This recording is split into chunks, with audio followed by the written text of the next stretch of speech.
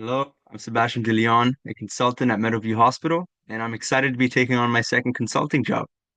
I prepared a presentation for you guys today, and I'd like to go ahead and start sharing that. Give me one moment.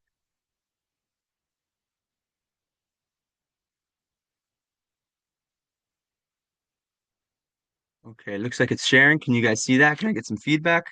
You got it? All right, fantastic.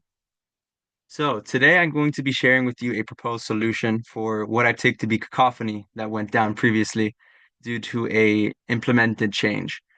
Now, I'm going to be recommending a change control process to be implemented into the hospital that we can follow every time we're going to implement change in the network.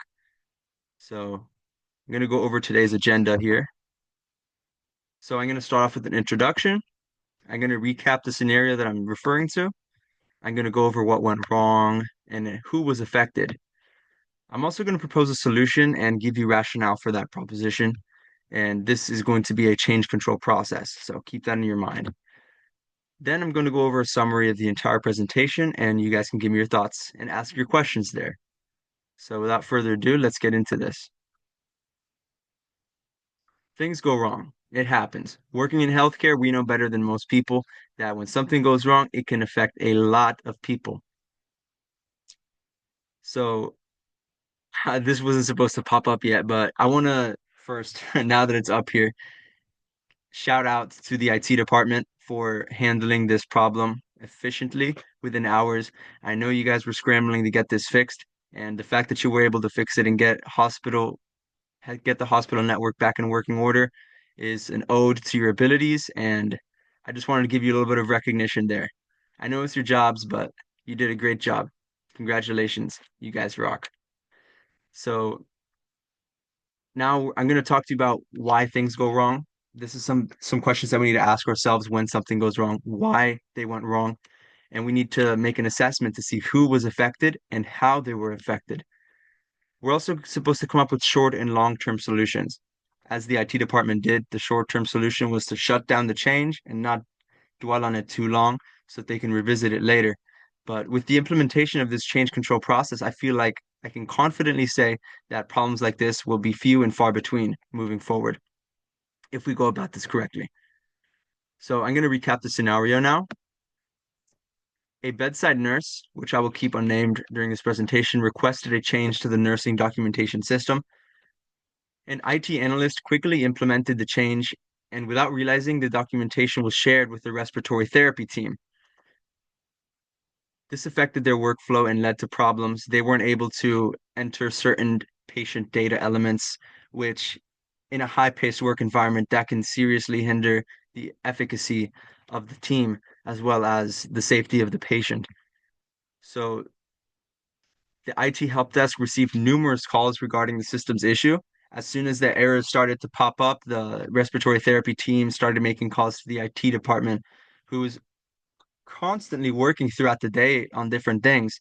And for them to have to turn their attention to this problem and divert their resources to fixing it, that causes problems around the hospital in general because we're moving around our focus. After several hours, the change was backed out and restored to its prior state. The IT leadership determined that change management policies and procedures were needed to prevent future disruptions like this. I'm glad to say that I agree with this assessment. I do think that these problems need to be avoided as much as possible, and if we have parameters set in place, we can do so effectively. Now let's delve into what went wrong here. Now, the lack of change implementation framework is a significant thing that sticks out to me personally. I feel like there should be some sort of a bureaucratic process when going about changes, especially network-wide changes. You have teams on the same platform, and if you mess up the integration of the solution, it could crisscross as we saw in this scenario. So we didn't have that framework, we didn't have that process in place. There was also miscommunication. I believe that the IT analyst should have talked to his higher ups, perhaps, or maybe integrated more people into the discussion to prevent any misclicks, any personal errors, so to speak. And I know that happens sometimes, but we can't be a one-man show about this, especially when we're working with sensitive patient data, which is why I need to say that there was no process. I said it earlier, I'm going to say it again. We had no process in place, and that allowed for a small problem like this to creep into the cracks and cause hospital-wide strife. Now let's go over who was affected. Now, obviously the respiratory therapy team was affected. They had to divert their resources and their time to fixing this problem and making those calls. It turned their attention away from their jobs. And we can't have that in a sensitive department such as the respiratory therapy department. IT department was also affected, like I said earlier, diverting their attention to the problem caused them to be a little bit spread thin in the other areas of their jobs. The bedside nurse was affected as she was given the change that she wanted, it was implemented, and then a few hours it was pulled away. So that kind of leaves her scratching her head, asking what might have happened. The hospital was also affected, like I said earlier, with the IT department's attention being turned to different areas and to the problem that causes disorganization in the hospital. The patients can also be affected because if the respiratory therapy team is even taking a second to call up these issues, they are taking their time away from the patient where they need to be, and as well as the sensitive information in our systems. I'm going to go over the change control process. Now, this will consist of a proposition followed by deliberation and planning on behalf of the change control committee, which I will cover later, and the ultimate implementation and sustainability or continued improvement of the change. So there should be decision-making flow, even when it comes to small changes.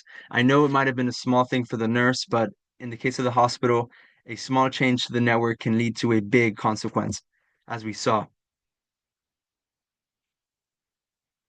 Clear communication channels is something that I would implement. The requesting party to the change control committee, giving them their proposed change. The change control committee will then conduct an impact assessment, which will consist of them considering all the affected parties or the possibly affected parties. In this case, the respiratory therapy team was disregarded, as well as all the other sectors of the hospital that could have been affected with a network change. They weren't considered when this change went through, and we can't have that. We have to make sure all of our bases are covered. There will also be an approval process. The change control committee will meet and vote on the proposed change, and that will be followed by a few more steps. I recommend testing and validation in a sandbox environment or in a staged setting to ensure that the proposed change, when implemented, does not cause any changes to the workflow. Now let's talk about the CCC or the Change Control Committee. Now, this is subject to change, but this is just my baseline recommendation. It should consist of IT leadership, clinical leadership, a quality or patient safety representative, as well as end user representatives, which could be doctors, nurses, physicians, lab technicians, etc. Whoever the implemented change is going into could be brought into the committee at short notice in order to help create a more fluid transition, as well as a financial representative.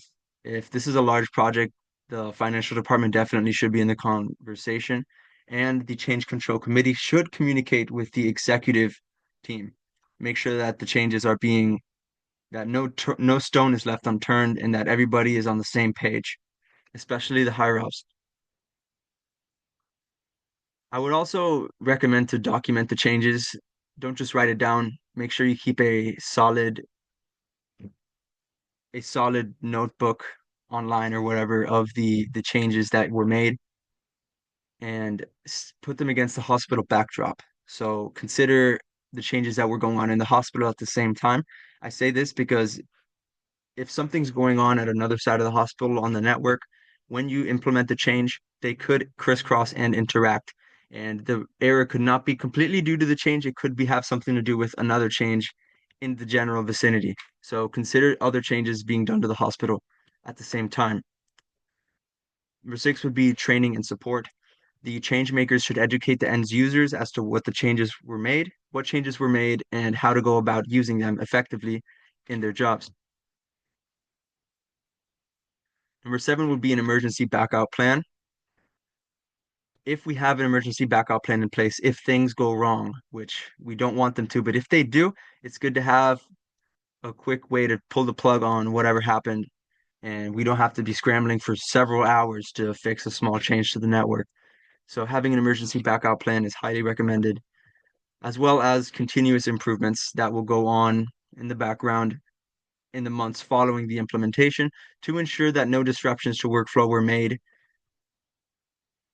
Now I'm going to go over the function of the Change Control Committee. They will receive proposals of change, they will meet to discuss change, and they will work to implement the change, as well as communicate the change network-wide in an announcement. Now, it's important to note that some parties might want small changes to be made to the network, blah, blah, blah, because it makes their job easier. But we have to be really strict about what we allow to be a change and what we move forward with, because what works for one person might not work with everyone. And we have a sensitive system that's working. I take it's working. Okay. Yeah. So we have to be protective of that and make sure that we aren't causing major disruptions to workflow. So everything can't be accepted. I recommend a 20% acceptance for recommended changes. Now, let's go over the summary of what I talked about today. Accidents can't happen, so it's important for us to be prepared. We need to respond accordingly when they do, according to our preparation and our training. We also went over the solutions that I am recommending. In one is to implement a change control process and the creation of a change control committee. And as always, it's important to proceed with caution. We work in a very sensitive environment in healthcare, and patient data should be protected at all costs, and nobody should be put in the harm's way. So keep in mind. Now, this is my time to accept any questions. I know some of our members aren't here today, so I'd like to invite you to my office if you can come by. I'm located on 233A across from Dr. Hennessy's office. You can also contact me. This is my phone number, and my email is right here. These are my resources that I used in compiling this information. And that is all. Thank you so much for listening. Have a nice day, and I hope to hear back from you soon.